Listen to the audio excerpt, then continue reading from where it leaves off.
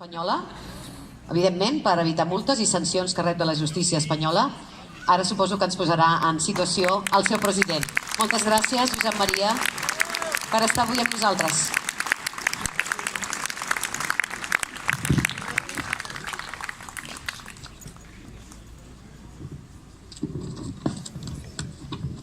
Bé, bon dia i moltes gràcies al Comitè de Solidaritat Catalana per convidar-nos a ser a aquest acte i moltes gràcies a tots vosaltres pel suport que rebem i per voler-nos acompanyar avui també.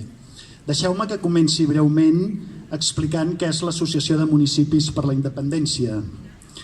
La nostra entitat es va començar a gestar ara fa 8 anys, després de la sentència del Tribunal Constitucional, que, com sabeu, retallava l'Estatut que havíem aprovat seguint tota la legalitat espanyola i retallava tot allò que eren qüestions claus respecte a l'autogovern català. El que feia aquella sentència era trencar el pacte constitucional que regulava el nostre encaix a l'estat espanyol. L'AMI, l'Associació de Municipis per la Independència, va quedar constituïda el desembre del 2011 per poc més d'un centenar de municipis.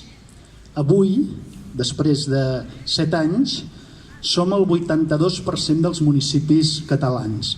800 municipis. 786. 786 alcaldes i alcaldesses compromesos amb la independència del nostre país. Una independència que, quan fundàvem l'AMI, estàvem convençuts que era necessària per poder fer millors polítiques econòmiques, millors polítiques socials, millors polítiques ambientals, millors polítiques educatives, millors polítiques ambientals, en tots els aspectes per millorar el dia a dia dels nostres veïns i veïnes. Avui sabem que la independència també la necessitem per poder garantir els nostres drets polítics i socials, els drets bàsics i fonamentals de tota la ciutadania. Drets tan bàsics i fonamentals com la llibertat d'expressió, la de participació o la de manifestació. I en aquest aspecte vull posar de relleu el suport que tenim de molts alcaldes i alcaldesses de la Catalunya Nord. Us parlava en Jean-Paul Villas ara fa un moment. Amb ells treballem, ens relacionem. Deixeu-me fer un apunt. Es va dir que ens volíem traslladar a l'AMI a la Catalunya Nord. És una mica una fake news. Sí que és veritat que tenim molta relació i que treballem en molts aspectes i que tampoc cal descartar-ho, perquè davant el nivell de repressió que viu el nostre país ja ho sabeu que hi ha hagut molta gent que s'ha hagut d'exiliar, alguns a Bèlgica, els altres a Suïssa, els altres a Escòcia.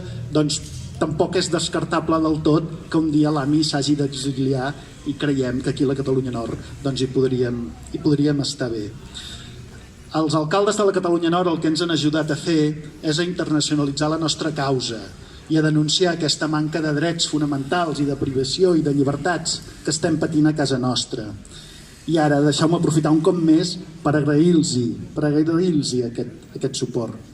Perquè ho sabeu molt bé, l'estat espanyol ha retrocedit a les hores més fosques del franquisme. Els tribunals en aquell moment estaven al servei del poder i avui també. No hi ha separació de poder. No hi ha jutges independents. L'estament judicial està format per hooligans unionistes espanyols. La imparcialitat dels tribunals espanyols és un símptoma preocupant, molt preocupant. I no només és preocupant per nosaltres, jo diria que és preocupant per la democràcia d'Europa. I això hauria d'encendre totes les alarmes. I avui som aquí un cop més per denunciar aquesta injustícia, la que pateixen els nostres líders polítics i els nostres líders socials, a la presó i a l'exili. Denunciem que vivim en una autèntica caça de bruixes, una repressió brutal que ens afecta a tots, als electes, però també a les entitats, als funcionaris, mestres, bombers, els artistes, els músics, els pallassos, teníem en Peça Rodona aquí a l'escenari fa una estona, els mecànics, els periodistes i tristament a centenars i centenars de persones anònimes a les que ens volen castigar només per les nostres idees i per exercir la democràcia. En el cas dels alcaldes i alcaldesses catalans, l'embat judicial és de primera magnitud. Ho sabeu perquè es repeteix constantment. El fiscal general va obrir causa contra 712 alcaldes en relació al referèndum de l'1 d'octubre. Però és que aquestes 712 causes hi hem d'afegir totes les que ja teníem obertes des de la creació de l'AMI. Més de 500 contenciosos per diferents temes, alguns relacionats amb la mateixa entitat, altres amb posicionaments polítics a favor de la sobirania del nostre país, en fi, variat l'embat judicial que patim. Però malgrat això, els ajuntaments, els alcaldes, les alcaldesses, els regidors i les regidores mantenim intacte el nostre compromís amb la República Catalana. Des del món local estem amatents al que diu la gent dels nostres pobles i les nostres ciutats, perquè nosaltres som la primera baula política i en tot aquest procés hem fet de nexe d'unió entre el carrer i les institucions del nostre país. Ho hem fet amb el Parlament, ho hem fet amb el Govern i a partir d'aquesta tarda ho volem fer amb el Consell de la República. I acabo dient-vos que els electes de l'AMI, de l'Associació de Municipis per la Independència, estem ferms i volem ser dignes de totes i tots els que estan a la presó i a l'exili i de tots els que estan represaliats. Aquests que estan a la presó i a l'exili per nosaltres, per haver-nos escoltat, per haver posat les urnes, per haver donat resposta democràtica als anhels de milers i milers de persones.